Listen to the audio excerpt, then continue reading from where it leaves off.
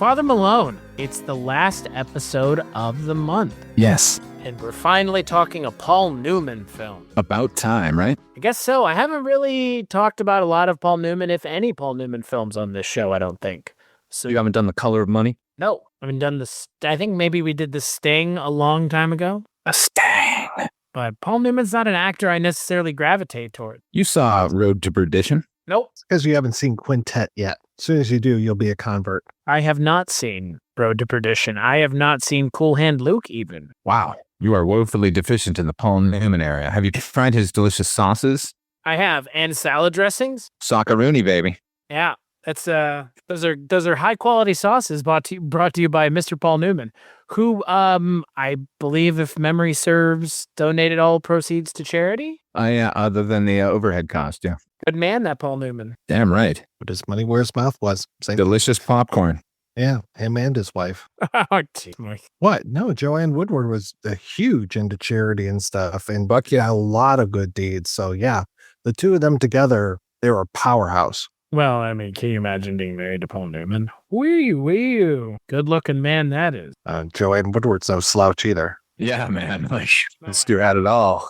Mm-hmm. We got the looks, we got the sauces, we got the acting, we've got everything. And on this episode of the Culture Cast, what do we got? We got Father Malone all the way from Midnight Viewing and Mike White all the way from the projection booth. And we're talking about the final movie of Father Malone, May, looking at 1972's The Life and Times of Judge Roy Bean, the final film in John Milius month.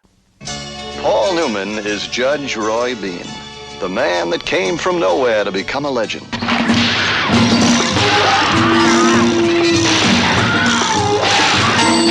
Hold it. Could you lower the deceased a little bit? He's not in the picture. Lower him. This is the life and times of Judge Roy Bean, featuring a gallery of guest stars and a series of vintage portrayals. Jacqueline Bisset, Tab Hunter, John Huston, Stacy Keach, Roddy McDowell, Anthony Perkins, and Ava Gardner as Lily Langtree. The judge must have been quite a character. Who are you? Justice, you sons of a... Marmalade molasses and honey, cinnamon and sassafras tea. They make a morning finger licking and sunny, sweet as it can be. Pour it over me. The life and times of Judge Roy Bean. If this story ain't true, it sure should have been.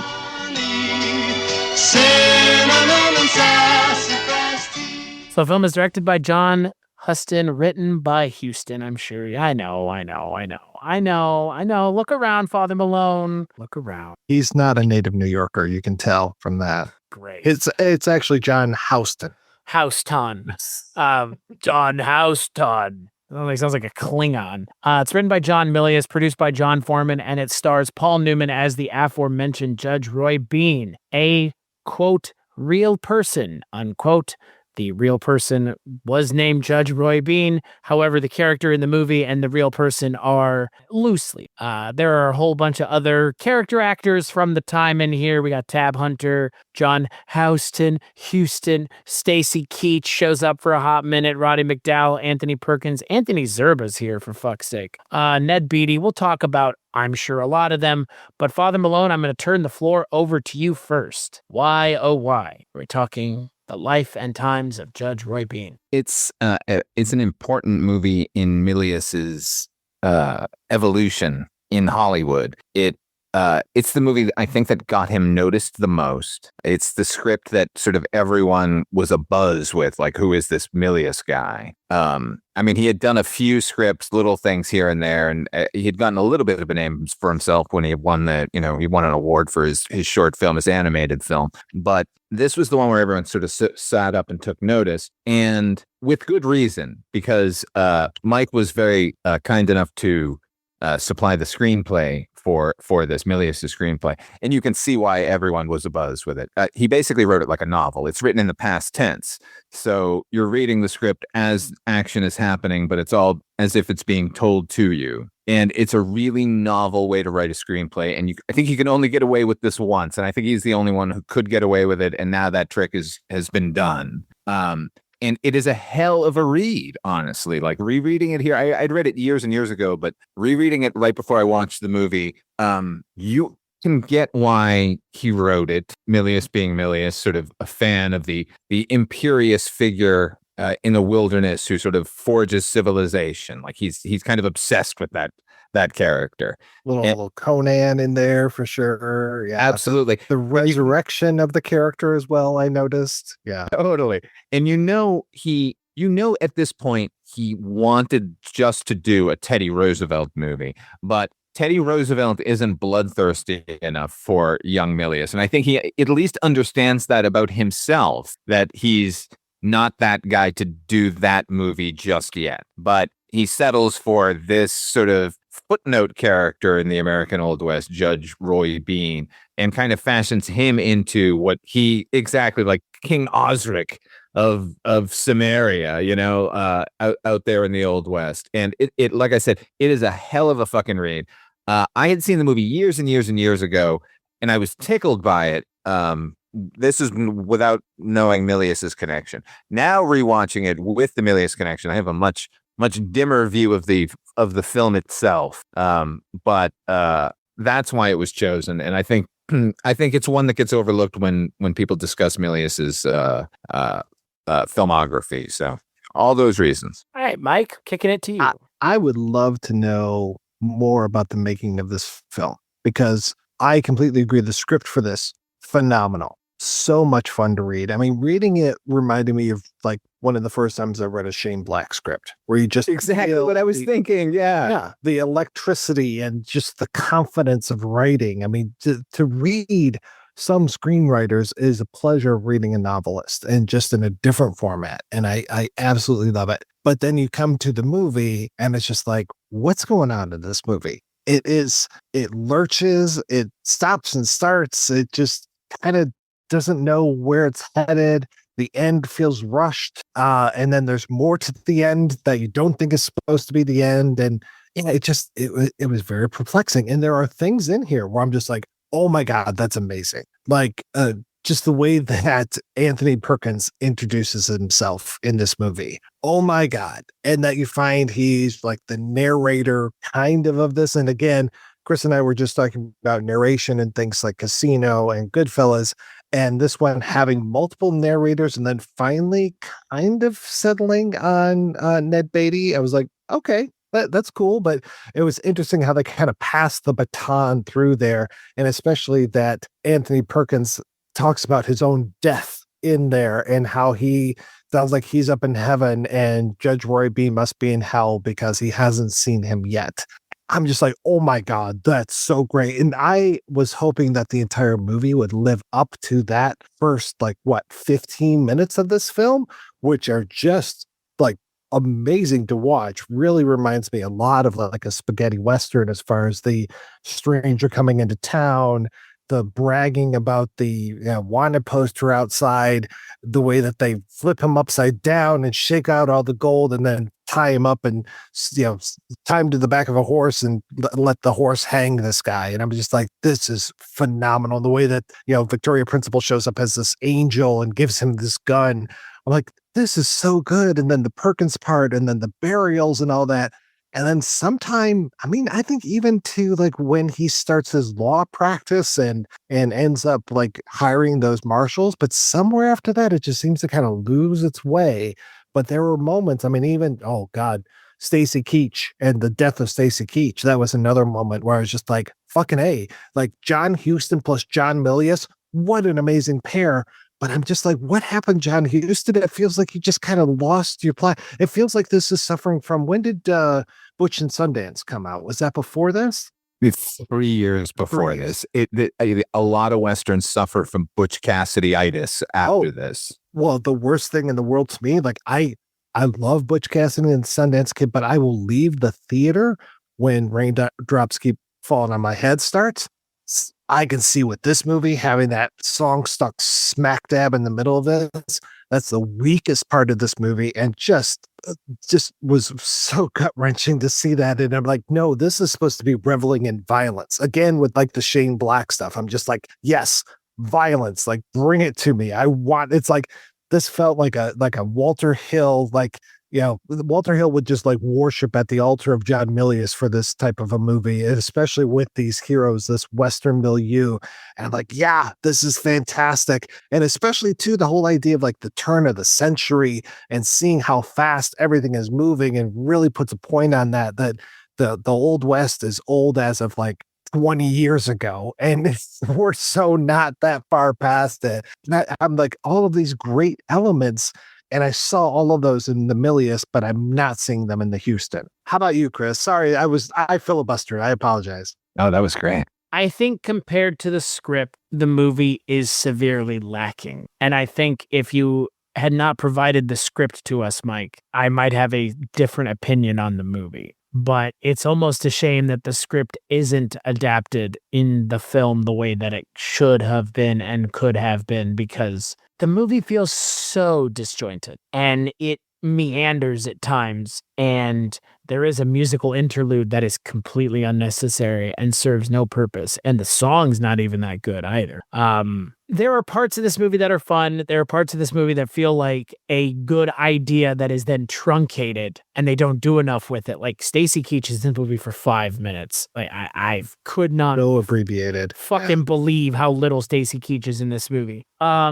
And then there are things in this movie that, I mean, again, just kind of go on for a while. Like, some of the third act of the movie kind of just goes on for a little long. And, this movie's 2 hours. So it definitely has some room to chop pieces out. And because it is so kind of vignette centric, you could almost get away with taking some things out, because again, given that it's so vignette heavy, there are parts of this movie that don't really serve a purpose other than to just be an interesting or fun thing to do. Yeah, I think this is, I said this isn't one that gets mentioned a lot, and this probably with good reason. I think you should watch this as a completist, definitely for Milius to see where his head was at that time. But the problem, as you said, Mike, is John Huston.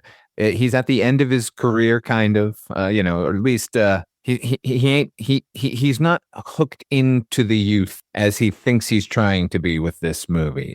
This one feels, like you said, a desperate grab at Butch Cassidy and the Sundance Kid, when this is not that script at all. This is not necessarily an elegiac view of the Old West, and Milius intended to just make this himself for no money in Spain to direct it.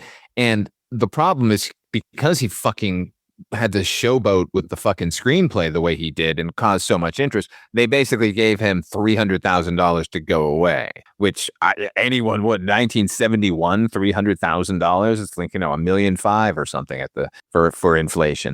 So I can only imagine what this movie would have been had he made it for $100,000 in Spain with, a few actors. Like he had intended this script to go to James Coburn, and I heard Lee Marvin. Oh, Lee Marvin. You're right. It was Lee Marvin. And fucking Paul Newman pilfered the script and ran away with it and ended up in the movie. And the main problem is John Huston's direction, but the other main problem, and it's just equal to it, no offense to Mr. Newman, he's terribly miscast here.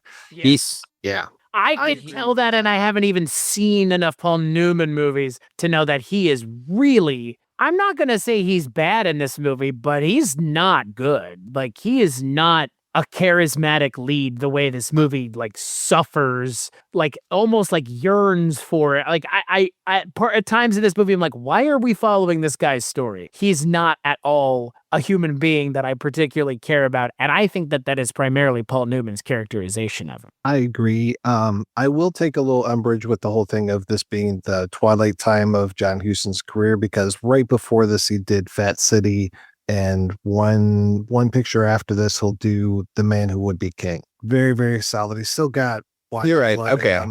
I take that back. Maybe he just did not understand this material. I don't think he understood this material. I'm not sure anybody understood this material other than John Milius, frankly. Yeah. I mean, also to the negative pile for Mr. Huston, he was involved very recently before this with that wretched Casino Royale. As one of the many directors in that. Yeah. So anyway, I'm not here to debate about that, but yeah, I completely agree, especially having Paul Newman as one of the producers probably was carrying a lot of weight. The other thing that surprised me is that, and this would have been a delight, talk about another face, would be, I think Milius wanted Warren Oates in this role. Can you imagine? I mean, this is the Warren Oates of, I mean, this is what, right at the time of bringing that ahead of Alfredo Garcia. I mean, one of the best performances, period. One of the best Warren Oates performances, period. I mean, give me more of that. Yeah, Warren Oates would have been the perfect guy for this. He would. The problem is that, however imperious, however bloodthirsty Judge Roy Bean has to be, and it's completely undermined by the cuddly softness of Paul Newman. He just seems like he's joking, like, and that's him, but it's also the tone of the movie overall. It just seems to be smirking the entire time. And there's another like, this isn't the worst example of this, but there's a Kirk Douglas Western called There Was a Crooked Man, came out around the same time, which is, it leans even further into, isn't this absurd the way we were back in the Old West? And it's not, Milius isn't saying this is absurd. Milius is saying this is the way things have to be. I love this period of American filmmaking where it's like the spaghetti Western cycle has, it has taken hold. It is still going and will continue to go for a few years, but that really gave a whole new life for me to American Westerns. And so it's almost like we're seeing our past reflected through this Italian crazy lens back to our own past, like, and here we are in the late 60s, early 70s, and seeing things like, I mean, we'll probably talk about old man makeup later on, but like to see things like Little Big Man, like another person who was involved in this same production company. Dustin Hoffman was right there at one point with this first artist. I don't think he's one of the four profiles that we see. I think it's Poitier, Streisand, Newman, and I'm not sure who the other one is, but it's just like, yeah, this was amazing that we had this little burst of stuff. Like, I'm thinking even, I mean, you could say, well, definitely you say the Wild Bunch, but then like thinking of like, I used to always get this movie mixed up with Buffalo Bill and the Indians. And it's like, that's McCabe and Mrs. Miller, another like retro Western. And I just love this period of time where we're making these really thoughtful, interesting Westerns. Yeah, Eastwood continues the trend with like Outlaw Josie Wales. Oh God, yes. Yeah, I mean, to bring his basic man with no name character back to the United States. I mean, even something silly, but I absolutely love it. Two Meals for Sister Sarah. I mean, that's as close to an American spaghetti Western as you're going to get. I don't understand why this movie felt the need to be a comedy either, I guess is kind of the thing that strikes me as odd when I look at what this movie could have been and should have been and then decides to be, is kind of what it feels like, almost in spite of what is going on. I went and read about the life of Judge Roy Bean, and none of it seemed particularly comedic. No, it was weird though. He seemed kind of like a nut job, like he's kind of fucking nut, like he's a nut. Like you wouldn't want to be friends with him. Like there are modern day analogs to him, like Sheriff Joe Arpaio, like someone who was just weaponized in their belief that they can do no wrong in the eyes of the law. And it's like, yo, dude, calm down. Like, yeah, in this environment, it's very troublesome. I did watch an episode, the pilot episode of the Judge Roy Bean TV series from, when was that? Like it's the 55. That's what it was. And Edgar Buchanan, Uncle Joe from Petticoat Junction is the main guy. Or wait, was he Mr. Haney? No, he wasn't Mr. Haney. That's right. Yeah, sorry, I'm getting my Green Acres mixed in there too. But to see him, and then at one point there's a bear hanging around his place, and I was just like, and then I watched The Life and Times of Judge Roy Bean. I was like, oh, okay, is this where the bear comes in? And I'll be honest with you guys, and I feel really fucking stupid. Until I started doing my research for this episode, I didn't know there was a Judge Roy Bean. I didn't know there was a Lily, what's her name? Lily Langtree I always thought that Grizzly Adams was a fictional character. I didn't know there's a real dude. So I'm just like, oh my God. Like, it's like as if you thought Annie Oakley was fake for all of your life and then you found out she's real. And I'm like, holy shit. I grew up on Grizzly Adams. I only had that Judge Roy Bean was a real person because at Six Flags Over Texas, the original Six Flags, they have a roller coaster named Judge Roy Scream. What a legacy. And you know what? Enjoy that. I guarantee you he caused many a scream in his lifetime. Oh, yeah. Oh, yeah. I love the viciousness. I mean, sometimes I am bloodthirsty. I mean, I love heroic bloodshed movies. I love spaghetti westerns, and the bloodier the better when it comes to this. And I was loving the violence in this. I especially loved after his wife dies after childbirth, and then they bring the guy in who's been on a bender, the doctor, and just the casual way that he starts beating the shit out of this guy, and then the very casual way of how he puts the rope around his neck, throws it up over the pole, and just starts hoisting this guy up and just arguing with Roddy McDowell while he's not really arguing, just like, and that's the strange thing about this character. Sorry, I'm jumping all over the place. The strange thing about this character is there's so many times where they're like, Roy, you got to do this. Like, you really have, like when Roddy McDowell's like, you have to stop. And eventually he does stop. And I'm just like, okay, that's weird. Cause there's a few times where it's like, you have to do this. You have to do this. So I think the best, and he will do it, and he will eventually like do right. And that's where I felt like the Huston was coming in, where it's like, no, I don't think this guy would ever stop or should ever stop. But for me, the one that I loved the most was when it was all of his marshals coming to him complaining about the way that he called all of their wives whores. All of the whores that have been in the town are now offended by being called that. And I just love the way that he gives that apology to them. And those are the times where I'm like, this is Newman firing on all cylinders. This I like. But to your point, Chris, there's way too much jokey in here. And I'm fine with like a little bit, especially like wry humor. I mean, for me, a lot of like the spaghetti westerns, I'm not talking Terrence Hill and Bud Spencer, but like just regular, Django and some of these, the Dollars trilogy movies, there's always a little bit of humor. And I like that. It's just like a wry little thing. I mean, especially like in The Good, the Bad, and the Ugly. I mean, I find the stuff that's going on between Eli Wallach and Clint Eastwood to be fucking hilarious. Eli Wallach is amazing to me in that movie, but it's like, yeah, this one is just like, maybe tune it down a little bit. Let's not constantly be winking at the camera. Well, I think the scene that you just described, Mike, where he has to apologize to the whores, a scene like that is very funny. Reading it on the page, it's very, very funny. The problem is they read things like that and probably laughed out loud and thought, well, okay, this is a comedy. Let's lean into that. And let's lean into the absurdity of this instead of letting the comedy come. That scene is played straight, and that's why it works. It even works on screen. Like that translated from the page to the screen well, because it's straight. Everything else seems, like I said, seems to be like a canted angle and like, oh, well, let's go have a picnic with the bear. Yeah. Oh, God, that scene. Jeez.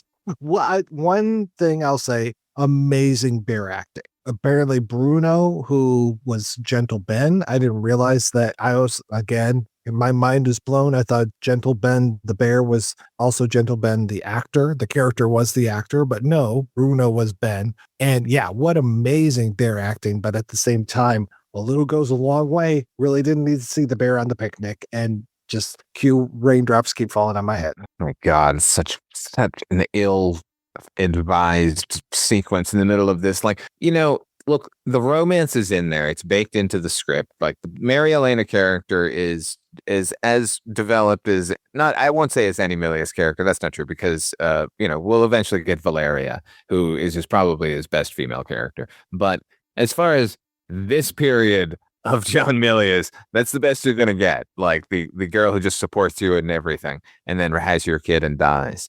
Yeah.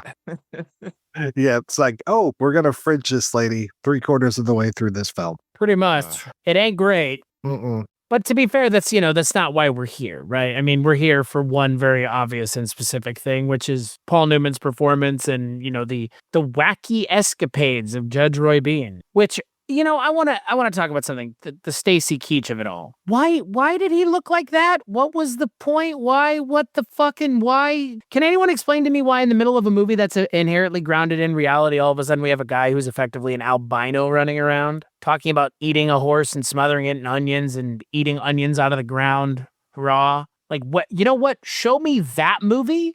The whole fucking movie. Because I would have vibed with that movie the whole time. But don't show me something interesting and then go back to something less interesting and expect me to not go, I want to see that thing again, please. Yeah. Can I just say, in that scene in particular, like, if you read the script, first of all, he's not an albino in the script. He's just a bad dude. But he does everything as described, including, killing the horse, telling him to cook it up so he's going to eat it. And he pulls an onion out of the ground. He's eating that. And then he pours a hot cup of coffee, directly into it. So all of that's there. But then he keeps calling out Judge Roy Bean. And right behind him in the frame, there's this wide open barn. The whole time I'm expecting just a puff of smoke to come out of the barn and him be blown apart, because that's how it's described in the script. And it's right there and they could have done it. No, but Huston cuts to the window slowly opening and Paul Newman coming out with the rifle and everything. It's just the joke was there. Just take the joke. Yeah. Yeah. And it's almost like he used that then later when Paul Newman comes back as what I thought was a ghost. And I was like, oh no, I guess this is really the real guy when he revisits them. I mean, it felt like the spirit of the West coming back type of thing. I don't know if you guys read I'm sure you read the Wikipedia. I just love all of the stuff that Milius talks about, how it was turned into what he called a Beverly Hills Western. Roy Bean is an obsessed man. He's like Lawrence of Arabia, which I found to be a really fitting thing. He sits out there in the desert and he's got this great vision of law and order and civilization, and he kills people and does anything in the name of progress. I love these kind of people. That's the kind of people who built this country. I mean, that's such a Milius line. Fucking A, yeah. Yeah, I love it. He goes on and on. He's like, he goes to a picnic and sits on a teeter-totter. And I'm like, yeah, you're right on with all that stuff. And give me that version. And this is so weird. This is almost like a film OD where you're just like, okay, there's something hiding in here. I mean, some of these scenes, like him with his outlaws and deputizing these outlaws and stuff, and just the way that they keep bringing in all of these people and the hangings and all that stuff. I'm like, this is a great sequence, but it feels like it's a great sequence in a movie that's way better than the stuff that's around it. Yeah. What's funny is the script is by its nature episodic, but does not feel episodic, but you feel how episodic the film is. Like, here's it's full of blackout sketches. Yeah, exactly. Kind of what it feels like. Yeah, honestly. And when you have the best blackout sketch being, Stacy Keach wanting to eat a horse and chewing on onions, and you have him die in the same scene you introduce him, it's just like, what? I mean, I don't really mind it. I would like to see that movie more than this movie. But again, like that for me is one of these amazing highlights. The Anthony Perkins thing, the thing with Tab Hunter and the way that he's talking to us as a character, like that he's contemplating his crimes. They are taking me in for something I didn't do, but I guess I've done a lot of bad things. And I'm almost like, oh my God, what if this whole movie's like this? What if every single time somebody comes to town, we hear an inner monologue like this? Like we have had Anthony Perkins, now we have Tab Hunter. I'm like, what's going to happen with the next person? This is going to be so cool. And it set me up. I took a fall. I was like a chump, and I'm just like, oh no, like these are really great ideas. And like, I can just see like carrying through with this stuff, and it just feels like Huston's just missing the mark time and again. I'm like, was this just a money gig or something, or like was it the producer thing that maybe Newman was just like, no, like cut that, like we need to be funnier here kind of thing. Yeah, I wonder. I wonder why he took the project to begin with, other than like maybe this is a green light, we can just go do this right now. True. Okay, I don't really know what this is, but okay. Yeah, I mean, this idea of like crazy people that just become obsessed with stuff. I mean, that is a Houston staple. I mean, Treasure of the Sierra Madre, The Man Who Would Be King. These movies where it's just like, I have one purpose and I am doing that. I'm losing everything else other than that. The way that Didn't he do Moby Dick? Yes, exactly. Yes, the ultimate obsession. And with this, it's like, yeah, Roy Bean is fucking crazy. And the way that he twists stuff, the way that he constantly tries to like repeat what Anthony Perkins's preacher character was saying, the way he just keeps changing that sermon every single time he has to read it. I love the way that it's like, what was it like? Law is the handmaiden of justice or something. Like, well, didn't you just say that justice is the handmaiden of the law? Works either way, and I'm like almost expecting like either these guys are going to just keep going along with him and become more and more zealous and almost treat him like a Christ figure, or they're going to figure out that this guy's full of shit. And I'm like, either way, I'm here for it. I wasn't really here for the way that it ended up developing. Well, you can only these imperious folk can only last for so long, and then civilization's got to take over. Sorry, buddy. Exactly. And that's the thing that I love is that quick, that montage with Ned Beatty narrating and just talking about how quick progress goes and the way that the town goes from the lawless Old West to the lawless, mob run town. It's like, that's really, really nice. I almost find what's going on with the secondary characters, because again, they're such recognizable character actors. I find them to be, again, we've already talked about Newman being miscast, other than the fact that I think Newman has the best interactions in the movie with the bear actor that he's opposite. I really like the supporting cast in the movie, and I think that they kind of carry what is a miscasting of Paul Newman over the finish line, because they're all so great in their own right. Ned Beatty is the sort of de facto narrator at a certain point in the film, playing Kreitz. And he's as important as anybody in this movie. He ends up raising Bean's daughter, for Christ's sake. And now, considering the miscasting of Paul Newman, how about Ned Beatty just swapped into the role of Judge Roy Bean? Could have worked there. Oh, fuck yeah. Yeah. Ned Beatty looks the most natural with that older man makeup, and especially that big old like Amish looking beard that he's got. I'm just like, this suits you. And you just forget how delightful he was to watch and to listen to. His voice just has this honey quality to it. I mean, I was trying to impersonate John Huston before this recording started, and I'm like, when I saw that John Huston was in this movie, I was like, yeah, fucking hey, this is going to be fantastic. I'm so happy. I don't even know if it was him on screen. It almost sounded like everything was ADR'd, just hit the way when he's like using the shovel and stuff. I'm like, I don't think that is the same person talking. That's definitely Huston's voice though. But yeah, I don't know where I was going with. Oh, I was going to say, as far as the character actors, I love Matt Clark. And I'm always happy to see Matt Clark show up in here or in anything, but he's one of those gangster guys, and he is Marshals, and he is fantastic. I was going to say, he's in Buckaroo Banzai. And I didn't recognize Richard Farnsworth. I really only know Richard Farnsworth from when he was an old man. Yeah. I mean, that was the thing though, is like, this guy's 80 years old and he's been in movies since he was like 10 or something, like the original Cowboy. And apparently he's one of those marshals too. And I'm like, no, if he's not riding a lawnmower or trying to get an author out of trouble from a rabid fan,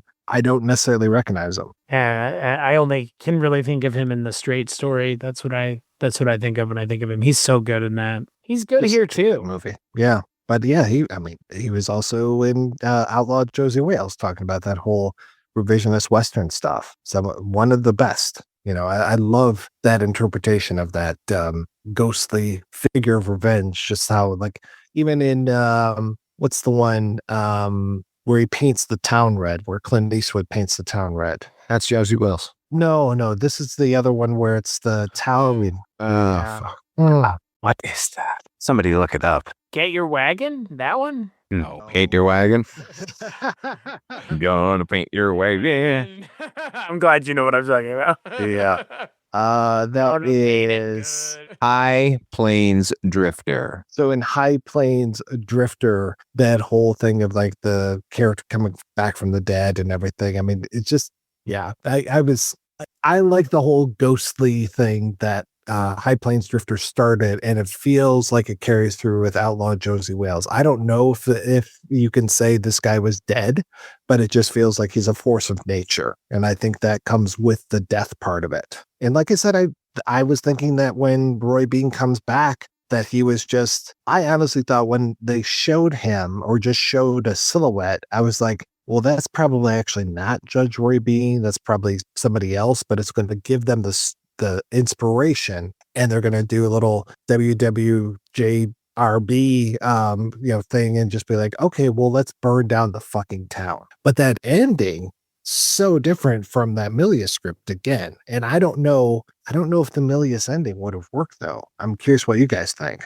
Well, I mean, I'm curious to know what Milius would have done overall. So I think his ending might have fit in with the movie he was making, which was a spaghetti western revisionist take on the American West. So, I don't know.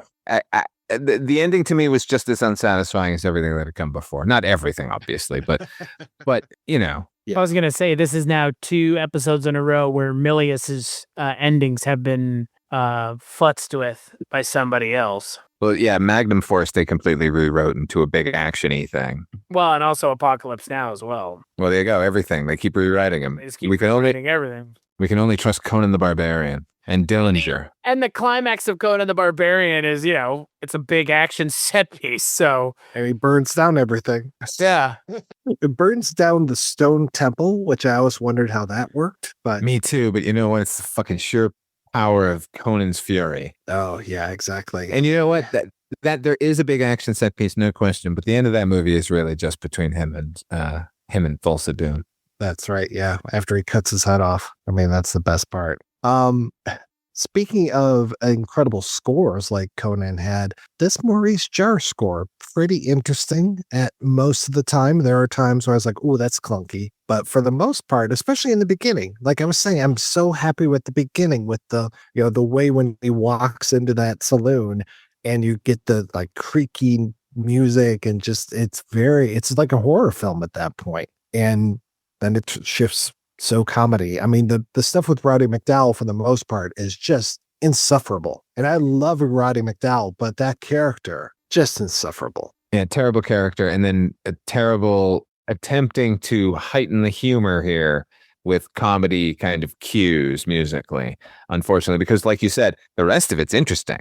The rest of it's fun. And then once it starts Mickey Mousing, it's just like, please stop. well, and Mike, when we've talked about Roddy McDowall recently with Columbo, because he was on 2 episodes of Columbo that we've seen.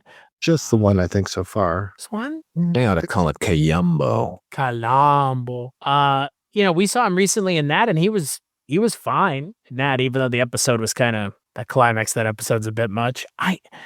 Here in this, in this movie, I don't like Roddy McDowall at all. His role is just completely wasted. Well, you don't like him or his performance, or you don't like the character? Because the character's a scumbag who's come to undermine our lead. Yeah, but it's not that. It's like it's that the performance just, he doesn't seem like a force of nature enough to hang with Judge Roy Bean. And you kind of have to be given where that character is kind of being painted in this movie and how firmly he's being characterized. I feel like he's the lead of the movie, so he's being characterized pretty strongly, but I just don't feel like, I don't know, Roddy McDowall ends up being the villain of the movie. Really? Talk about recasting again. How about him and Anthony Perkins switch roles? Yeah, Definitely. Yeah, that's what I mean. Like, I don't know, Roddy McDowall just, there are better actors in this movie who could have done his role and actually made it somewhat intimidating,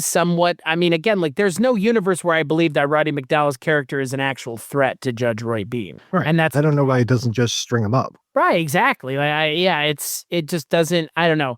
That's one of the things where it's like, again, because of the vignette nature of the movie, does the movie need a villain per se? And after a while, I kind of forgot that he was even there as a presence. Right. I thought really after the incident with the bear, like maybe things are good now, and it just feels like he drops out of the story for a while. And then when he comes back, you're like, oh wait, and it's that whole, like, it's his lowest moment, right? Roy Bean's lowest moment in the screenplay, where it's he got taken for a ride, didn't get to meet Lily Langtry, gets robbed by Anthony Zerbe and his Confederate, and then comes back and McDowell's like, oh, your men aren't your men anymore. They're my men now. They elected me mayor. And I was like, okay, yeah, this is pretty awful.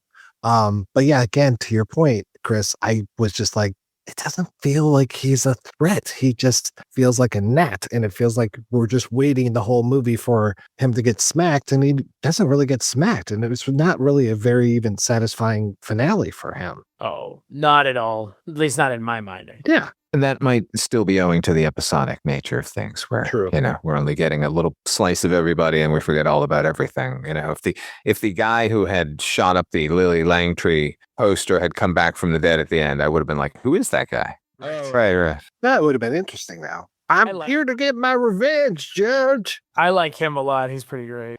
He is great. I don't know. I think, we keep mentioning revisionist Western, and I think if this movie was more of that, I would have enjoyed it more. I mean, it's coming out at a time where we're getting filmmakers pushing the envelope and really making, taking the original genre style films and doing something interesting with them. And again, the script knows that there's an interesting movie at the center of this. It's just, I don't think that everybody involved could get out of their way long enough to just accept Milius's script, which, I mean, again, his script is so, again, I don't know what anyone else was reading, because if the three of us were making this movie, we'd be like, we're just going to adapt the script. Like, why do anything else? The movie's direction is so well choreographed in the script. Why do you feel it necessary to do something different? I think it's funny that if you read this, I actually, when I rewatched the movie, I had the script open and just sort of read along. And it's funny, the thing that's so great about the script is it is written like a novel. So a lot of the descriptions he got ended up as dialogue in the final movie. I noticed whoever did the rewrite, I think it was John Huston himself, ended up taking a lot of Milius's descriptions and putting it into the mouths of characters. That's pretty smart. I mean, and that's one thing that Huston knew how to do. I mean, is that adaptation in quotes of the Maltese Falcon, where he's just just took everything that's there, basically put the end at the end, but yeah, he knows how to adapt.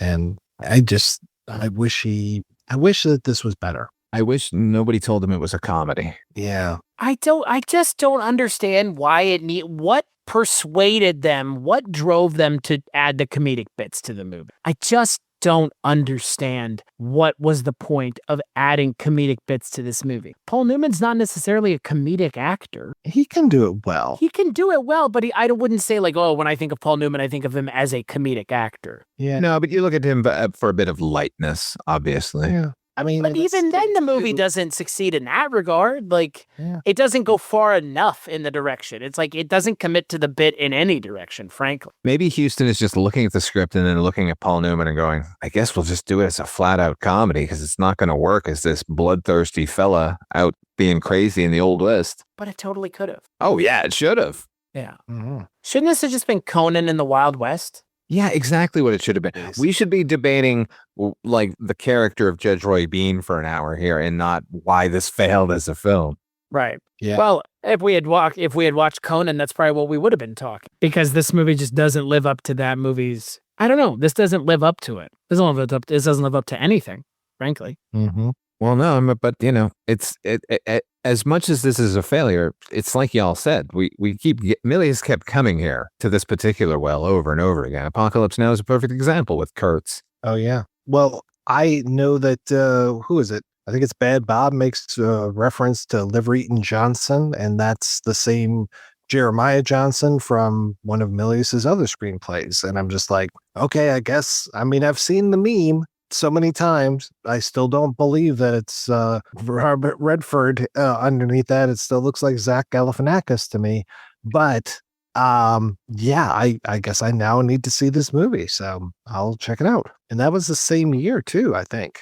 So Milius was on fire, man. He was, yeah. Holy shit. All the other film brats looking up to him. Come on, John. Hook me up, man. Over the line. I think I'm repeating myself with this whole idea of like, I would really like to see more of Milius's version. This was an interesting film for me. I'm glad that I finally got a chance to see it because it had been something I saw, especially at the video store for years and never checked out. So I'm glad that I had this opportunity, and I'm really glad to talk with y'all, and especially to kind of get this fever back from Milius because, yeah, he's one of the classics, man, one of the greats. I just love what he did for so long, and this lit a fire for me to say, let's dive into Milius again. Yay! That's what the month was all about. This isn't a great movie. I'm not going to recommend anyone run out and see it, but I do recommend you read the screenplay if you can get your hands on it. It's out there. It's really, really good, and it shows you just how innovative and fun he was. You mentioned Shane Black at the beginning of this. One of my favorite Shane Black descriptions was he was describing a mansion in Beverly Hills, the kind of mansion I'm going to buy when I sell this screenplay, and that's what this felt like. This felt like 120 pages of that. Yes. So definitely read this Like a script. victory lap. Yes. Yeah, man. So it's indulgent and young and just brimming with ideas. As a film, it doesn't deliver on any of those, unfortunately. It has a few bright moments. We've mentioned them. Mainly it's Stacy Keach. That's what I take away from this movie every time is Stacy Keach as a fucking albino crazy man. And he brought that. He brought the albino part. Yes. I mean, look, this is it's an interesting snapshot of where Milius's head was at and where this theme that he would continue to work on for his entire career. Yeah, I'm in agreement. I don't think it's my favorite movie of the month. I think I still kind of gravitate back towards To Apocalypse Now, but Milius really has a well of things that he goes to. But I think he does it really well, and that's not a bad thing. Having a well to go to, but you're really confident at nailing that thing that you do. I don't know. I mean, Milius when you watch his movies, you know what you're going to get, and that's not a bad thing. So, I think to your point, Father Malone, Stacy Keach is like the best part of this movie, that and the bear actor. But yeah, I wanted more from this movie. It didn't deliver in a lot of ways, but there were some parts that were fun enough. So I'm glad, Father Malone, we got to watch some Milius movies this month. It was a lot of fun. Getting to revisit Apocalypse Now was pretty great as well. So until the next episode of the Culture Cast, where can people find you and the things that you work on, Mike White? Well, you can find everything that I do over at weirdandwaymedia.com, with the exception of one thing, which is called Ranking on Bond, which is available through Chris and my's individual Patreons, which are patreon.com/projection booth and patreon.com/culturecast. And if you sign up at the $10 and above level, you get to hear Ranking on Bond. And we're going to have Mr. Father Malone coming back to talk to us, I think next month when we record, which should be out in just a few months here for people to hear. And always excited to talk Bond with y'all. How about you, Father Malone? Find me over at Midnight Viewing, where these two fellas are frequent co-hosts. And we're also running a show called Fusco Fest, where HP and I are looking at the works of John Fusco right now. We're currently at Thunderheart. And next up is Loch Ness, so check that out. Oh, also, this is a little premature. It didn't happen until October, but I'm also co-hosting another show over at A Year in Horror, Paul Waller's show, A Year in Horror. I'm going to be doing a spin-off show over there called Little Old Lady Got Mutilated Late Last Night. That is a show about werewolves. And how about you, Chris? A hell of a title for a show. As for me, you can find me at weirdandwaymedia.com, where this show and all the other shows I work on can be found. Like, rate, and review this show wherever you get it, more than likely on iTunes. If you don't get it on iTunes, go like, rate, and review it on iTunes, because that's where interacting with the show helps the most. Father Malone, thank you so much for programming the month. It's been fun. Oh, my pleasure. Anything I can do to spread the gospel of John Milius. Yeah, no shit. And Mike, thank you for joining us as well. This was a fun episode, a brisk, breezy episode, but a fun one at that. And I'm glad we finally got to watch a movie that some of us clearly had wanted to watch for a while, which is, a rarity in a lot of ways doing this. So, and as always, we'll catch you on the next episode.